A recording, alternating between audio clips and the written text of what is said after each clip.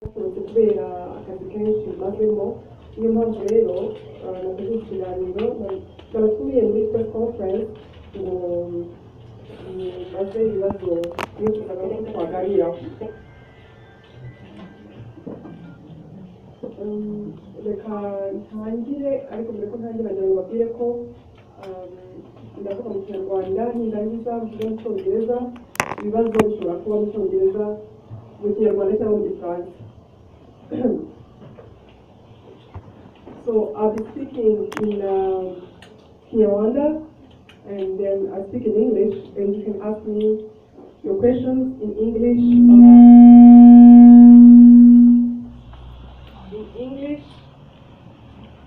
French or Kinyarwanda. So I go ahead and start in Kinyarwanda. First, I will talk about speaking in English. Sorry. Nagiye mu Kinyarwanda. Ndavuga ikibazo bamwe muri mwe bakomeje kumbaza kuri ya tegeko, sinzi niba yaryita itegeko rya komisiyo y'igihugu cy'amatora ivuga ko mbere y'uko dushyira mesaje ku mbuga nkoranyambaga bagomba kubanza bakayigenzura bakatwemerera cyangwa bakanga ko tuyishyiraho.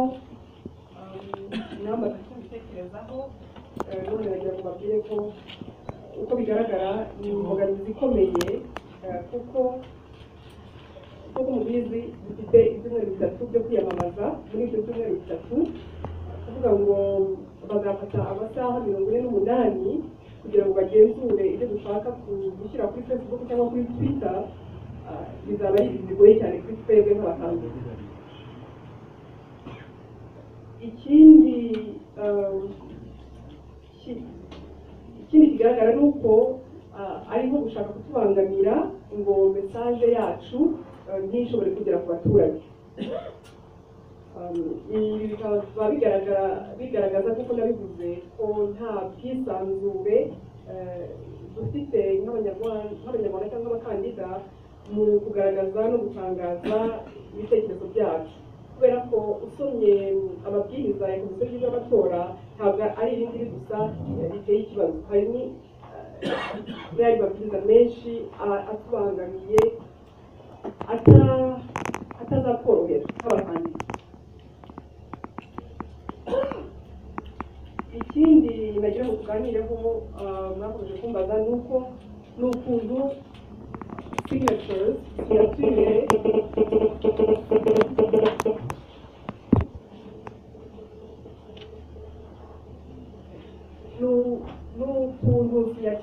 zifashe. Mwambajije uko igikorwa gihagaze, nkaba hari amakuru meza n'amabi. Ndatangira ku meza. Ameza ni uko umubare 600 twawugejejeho, ariko ntiturarekeraho, turacyakomeza kuko hari benshi bashaka gusinyira. Ayo akaba ari amakuru meza ajyanye n'iki gikorwa cyo gusinyisha, nuko umubare twawugejejeho kandi dukomeza. Ariko kandi nubwo duhagaze neza, twahuye n'ibibazo byinshi. Abari kunsinyishiriza hirya no hino mu turere baterwa ubwoba n'inzego z'ibanze zifatanyije n'iz'umutekano, ndetse bamwe bakaba baragiye banafunga. Izi nzego ziri no gukumira abaturage, zibabuza kunsinyira nk'uwifuza kuba umukandida mu matora ya perezida uyu mwaka, zibabwira ko kunsinyira ari kugambanira igihugu n'umukuru wacyo.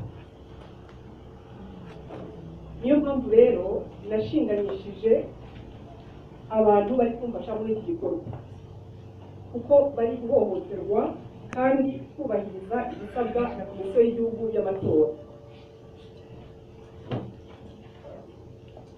Iki rero izi mbogamizi duhura nazo zitandukanye zikaba zituma umuntu yibaza,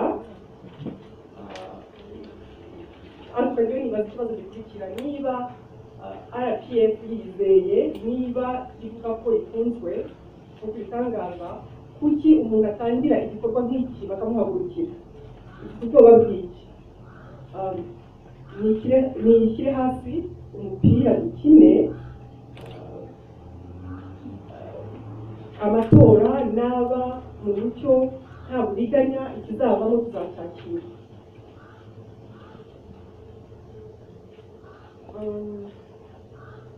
Ikindi mwakomeje kumbazaho muri benshi ni ikijyanye n'ariya mafoto yakomeje gusirikira ku mbuga nkoranyambaga, nagira ngo ntibasubize ntabwo nongera kukigarukaho mu nyumve neza.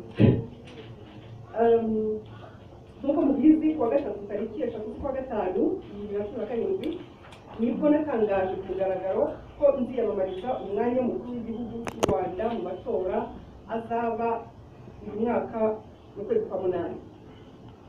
Mboneraho no kugaragaza ingabo n'imigambi yanjye nahisemo nshingiye ku bibazo biri mu Rwanda birimo akarengane,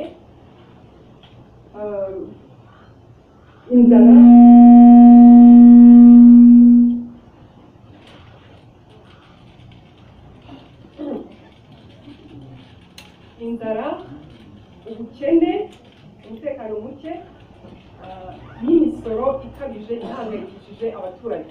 Imisoro sinabonye umwanya wo kuyivugaho neza ariko nzayigarukaho. Hari n'ibindi byinshi ntaboneye umwanya ariko nzagarukaho nikongera kubonana. Nk'uko rero nigeze kubitangaza, ugaragaje ibibazo biri muri iki gihugu niwe uhinduka ikibazo. Nyuma y'amasaha 48 nditangaje, aho kuvuguruza ibyavuzwe bahisemo kunsebya bifashishije imbuga nkoranyambaga, ibitangazamakuru bimwe na bimwe bikorera mu kwaha kwa leta, ama-email bakwirakwiza amafoto mpimbano batekinike. Nkaba rero nshaka kuvuga ko niba nta soni bagira zo gukwirakwiza ikinyoma, nta soni nzagira mu gukwirakwiza ukuri. Nkaba ngewe ndi ku rugamba rw'ibitekerezo. Ikibabaje ni uko ari ngewe wenyine gusa nk'uwarwitabiriye.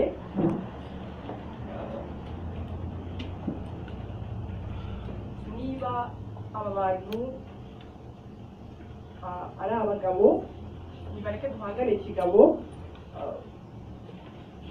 bareke gukina politike iciriritse, turebe uko aya matora yagenda neza.